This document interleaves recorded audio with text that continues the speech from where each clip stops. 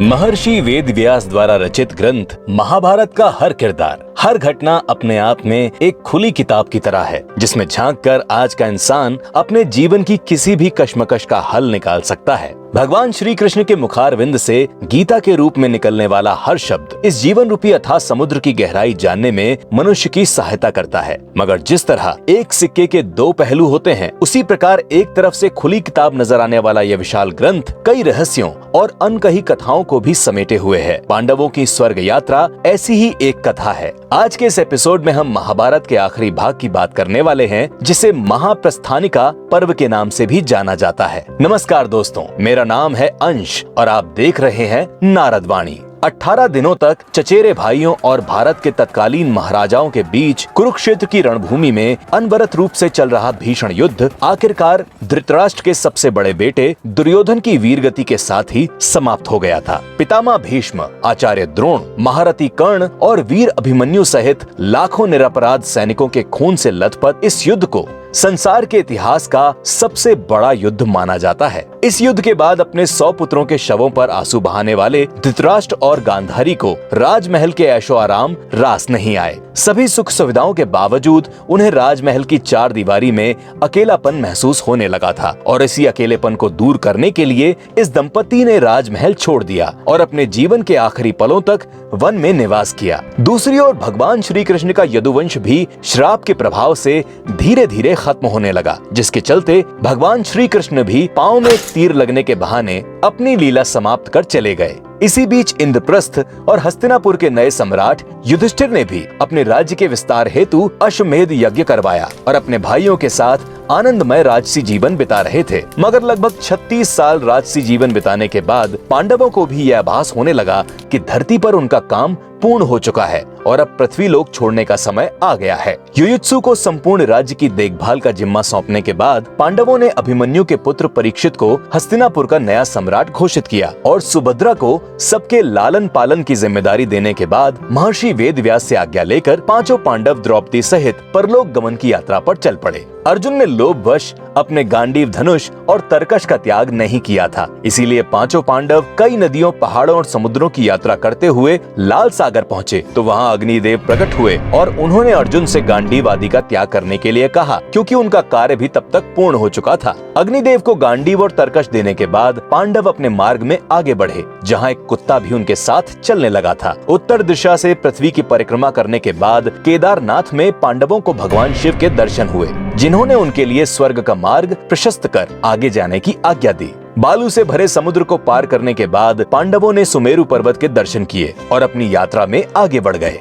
बद्रीनाथ के पास सरस्वती नदी को पार करना द्रौपदी के लिए कठिन था और इसीलिए भीम ने एक शिला को नदी के बीचों बीच डाल दिया, जिस पर चलकर द्रौपदी ने सरस्वती नदी को पार किया। कहा जाता है कि माण गांव में सरस्वती नदी के उद्गम स्थल पर आज भी वो चट्टान मौजूद है, जिसे वर्तमान में भीमपुल के नाम से जाना जाता है। थोड़ी दूर चलने के बाद द्रौपदी एक जगह पर लड़खड़ाते हुए गिर गईं, जिसे देखकर भीम ने युधिष्ठिर से पूछा कि द्रौपदी ने आज तक कोई पाप नहीं किया, फिर क्यों उसके साथ ऐसा हुआ। इसके जवाब में युधिष्ठिर ने भीम से कहा कि द्रौपदी हम पांचों भाइयों में से सबसे ज्यादा प्यार अर्जुन से करती थी और इसीलिए वो यात्रा के बीच में ही लड़खड़ा कर गिर गई है। यह कहकर युधिष्ठिर ने द्रौपदी को बिना देखे अपनी यात्रा जारी रखी, जिसमें उनके साथ 4 भाई और वो कुत्ता भी चलने लगा। थोड़ी देर चलने के बाद सहदेव ने भी अपने प्राण त्याग दिए। तब भीम ने युधिष्ठिर से सहदेव के पाप के बारे में पूछा तो युधिष्ठिर ने कहा कि सहदेव को अपनी विद्वता पर घमंड था, जिसके चलते वो अपने बराबर किसी को नहीं समझता था।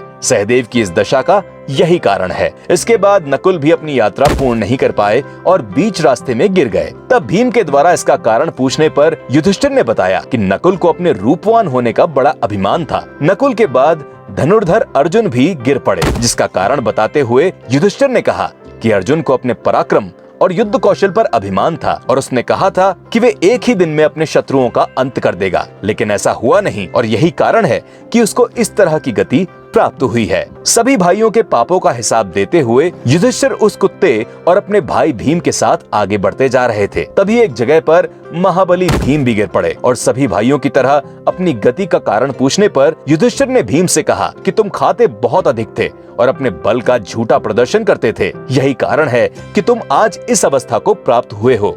इसके बाद युधिष्ठिर अपनी यात्रा में आगे बढ़ते गए, जिनमें उनके साथ सिर्फ वो कुत्ता चला। युधिष्ठिर थोड़ी दूर चले थे कि देवराज इंद्र अपने रथ के साथ युधिष्ठिर को स्वर्ग ले जाने के इरादे से उनके सामने प्रकट हो गए। इंद्र को अपने सामने देखकर युधिष्ठिर ने उनसे कहा कि उनके चारों भाई और द्रौपदी बीच यात्रा में ही गिर गए, उन्हें भी अपने साथ ले जाने की व्यवस्था कीजिए। इसके जवाब में इंद्र ने युधिष्ठिर को बताया कि उनके भाई और द्रौपदी शरीर त्याग कर पहले ही स्वर्ग पहुंच चुके हैं और अब आपको शरीर सहित स्वर्ग जाने का मौका मिला है। इसके बाद युधिष्ठिर ने इंद्र से कहा कि ये कुत्ता भी उनके साथ स्वर्ग जाएगा, लेकिन इंद्र ने इसके लिए मना कर दिया। देवराज इंद्र के बहुत समझाने पर भी जब युधिष्ठिर उस कुत्ते के बिना स्वर्ग चलने के लिए तैयार नहीं हुए, तब कुत्ते के रूप में वहाँ स्वयं यमराज अपने असली रूप में प्रकट हो गए। युधिष्ठिर की शालीनता और सच्चाई को देखकर यमराज प्रसन्न हुए और उन्हें आशीर्वाद देकर अंतर्ध्यान हो गए, जिसके बाद इंद्र और युधिष्ठिर रथ में बैठकर स्वर्ग की ओर चल पड़े। स्वर्ग पहुंचकर युधिष्ठिर ने देखा कि दुर्योधन भी अन्य देवताओं के साथ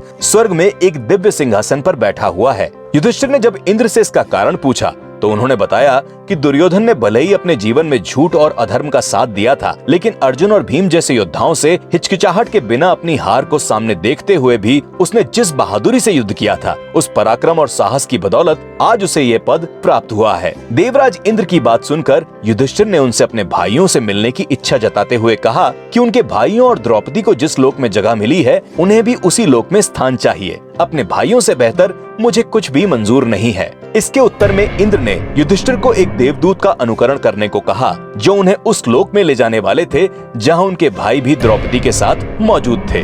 देवदूत के साथ चलते चलते युधिष्ठिर एक ऐसे मार्ग पर पहुंच गए जहां बहुत अंधेरा था और चारों तरफ से बदबू आ रही थी। ऊपर गिद्ध मंडरा रहे थे और उनके आसपास मुर्दे पड़े हुए थे।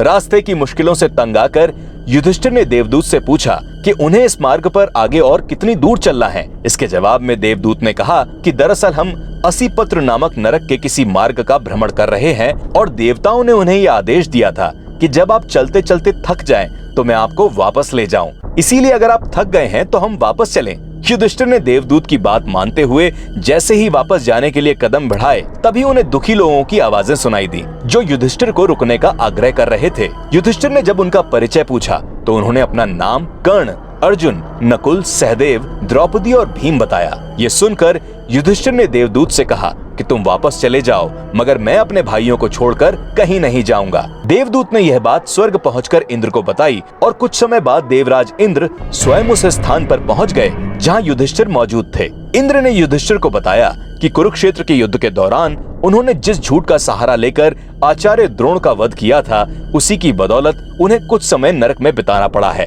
और अब उन्हें स्वर्ग चलना है जहां उनके भाई पहले से मौजूद हैं। इसके बाद युधिष्ठिर ने देव नदी गंगा में स्नान कर मानव शरीर का त्याग कर दिव्य रूप धारण कर लिया और उसी रूप में स्वर्ग पहुंच गए जहां अर्जुन, भीम, नकुल और सहदेव उनका इंतजार कर रहे थे। युधिष्ठिर ने देखा कि भीम वायु देवता के पास बैठे हुए हैं, कर्ण सूर्य के समान तेज धारण किए हुए हैं और नकुल, सहदेव अश्विनी कुमारों के साथ विराजमान हैं। इंद्र ने युधिष्ठिर को बताया कि द्रौपदी का जन्म भगवती लक्ष्मी के अंश से हुआ था। अंत में युधिष्ठिर ने भगवान श्री कृष्ण के दर्शन किए और कुरुक्षेत्र में वीरगति प्राप्त करने वाले हर योद्धा के बारे में उन्हें देवराज इंद्र ने विस्तार पूर्वक बताया। इस प्रकार पांडवों की स्वर्ग यात्रा के समापन के साथ ही महाभारत की कथा भी समाप्त हो जाती है।